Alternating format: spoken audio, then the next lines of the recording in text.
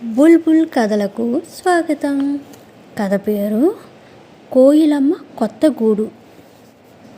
గోదావరికి ఏవలు ఉన్న వసంత విహారం అనే అడవికి కొత్తగా వచ్చింది కోయిలమ్మ. దాని దరికి చేరాయి మిగిలిన పక్షులన్నీ. అందులో నెమలి, పావురాలు, గోరువంకలు, గువ్వలు, వడ్రంగి పిట్టలు, పాలపిట్టలు, కాకులు ఉన్నాయి. వాటిని చూడగానే వినయంగా నమస్కరించింది కోయిల. నేను ఇంతకుముందు కృష్ణ తీరాన ఉన్న అడవిలో ఉండేదాన్ని. నా జోడి ఒక ప్రమాదంలో మరణించడంతో ఇక అక్కడ ఉండలేక ఇలా వచ్చాను. మీరు ఆదరిస్తే ఇక్కడే ఉండిపోతాను. ఇప్పుడు నాకు గుడ్లు పెట్టే సమయం. నన్ను ఆదరించండి అంటుంది కోయిల. నీవు ఇక్కడ ఉండడానికి మాకే అభ్యంతరమూ లేదు అన్నాయి ఆ పక్షులు. చాలా సంతోషం. అలాగే నాకు గుడ్లు పెట్టుకోవడానికి ఓ గూడు చూపించండి అని కోరింది కోయిల. వేరే గూడు ఎందుకు? మా కాకమ్మ గూడు ఉందిగా అన్నది గోరువంక. అయ్యో, నా గూడు చాలా చిన్నది. ఇప్పటికే నేను 4 గుడ్లు పెట్టున్నాను. ఖాళీ లేదు నొచ్చుకుంది కాకి.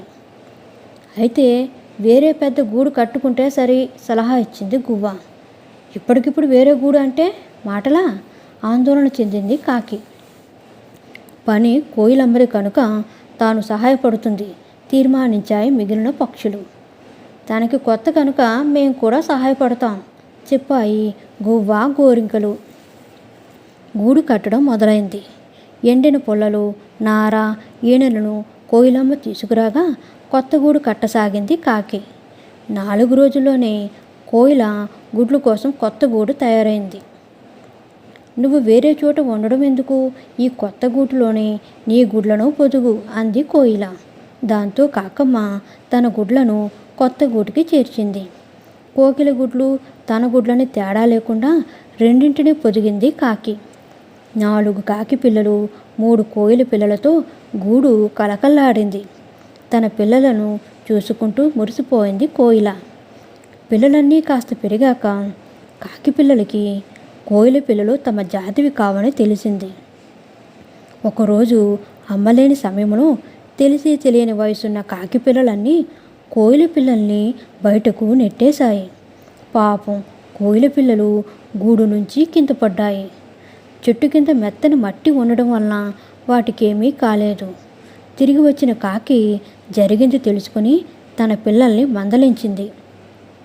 కాకి పిల్లలు తల్లికి ఎదురు తిరిగాయి. ఎవరి పిల్లల్లో మనమెందుకు ఆదరించాలి అని. పిల్లల అమాయకత్వాన్ని చూసి ఏమీ మాట్లాడలేకపోయింది కాకి. కింద పడిన తన పిల్లలను చూసి కన్నీరు పెట్టుకుంది కోయిల. పక్కనే ఉన్న మర్రి చెట్టు త్వరలోకి వాటిని చేర్చింది. ఎరుగుతున్న కోయిల పిల్లలు కొత్త రాగాలు ఆలపించసాగాయి. కోయిల వాటితో జత కలిపింది. వాటి పాటలు వినడానికి పక్షులన్నీ అక్కడికి వచ్చేవి. కొన్ని తమ పిల్లలకి పాటలు నేర్పమని కోయిలను బతిమాలాయి. అలా కోయిల పక్షులకు పాటలు నేర్పడం మొదలుపెట్టింది. కాకి పిల్లలు పాటలు నేర్చుకోవాలని అనుకున్నాయి. కోయిలమ్మతో మాట్లాడి తమకు పాటలు నేర్పించమని తల్లిని పోరాయి. ఏ మొహం పెట్టుకుని అడగాలి మీరు చేసిన పనికి అని పిల్లల్ని కోప్పడింది కాకి. తెలియక చేసిన తప్పు అది. నువ్వు ఆ రోజు మా తప్పును సరిదిద్ది ఉండాల్సింది అన్నాయి తల్లితో. నిజమే, అప్పుడు మీ మీద మమకారంతో నా కళ్ళు మూసుకుపోయాయి. అందుకే నాకిప్పుడు మొహం చెల్లడం లేదు కోయిల దగ్గరికి వెళ్ళడానికి అని బాధపడింది కాకి. సరే అయితే మేమే అడుగుతాం, మమ్మల్ని క్షమించమని అన్నాయి ఆ పిల్లలు ముక్త కంఠంతో. శభాష్, ఇప్పుడు నా పిల్లలు అనిపించుకున్నారు. మీరు చేసిన తప్పుని గ్రహించి క్షమాపణ అడగడానికి సిద్ధమయ్యారు అంటూ పిల్లల పరిణతికి సంతోషపడింది కాకి. ఆ కొమ్మకు కాస్త దూరంలో ఉన్న కోయిల ఆ సంభాషణ అంతా విన్నది. వెంటనే తన పిల్లల్ని పిలిచి కాకి పిల్లలను వెంట పెట్టుకుని రమ్మని వాటిని కాకి గూటికి పంపింది. అవి కాకి గూటికి వెళ్ళి, మా అమ్మ మిమ్మల్ని గూటికి రమ్మంటోంది. మా గూడు కోసం మీ అమ్మ మాకు చాలా సాయం చేసిందట కదా. అసలు మమ్మల్ని మీ అమ్మే పొరిగిందట. మా అమ్మ చెప్పింది మనం అన్నదమ్ములమని పోట్లాడుకోకూడదని చెప్పింది అంటూ కాకి పిల్లలను తమ వెంట తీసుకెళ్ళాయి. వాటి మాటలకు అబ్బురపడింది కాకి. ఎంత మంచిదానవు కోయిల, పిల్లల్ని ఎంత బాగా పెంచావు అంటూ కోయిలను ప్రశంసించింది. ఊరుకో కాకమ్మ, నువ్వు చేసిన సాయం గురించి చెప్పానంతే. మీ సహవాసం వల్ల నాకు కాసింత మంచితనం అబ్బినట్టుందిలే.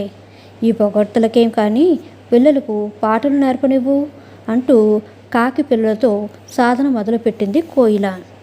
కథ నచ్చినట్లయితే లైక్ చేయండి, షేర్ చేయండి, సబ్స్క్రైబ్ చేయండి. Thank you so much.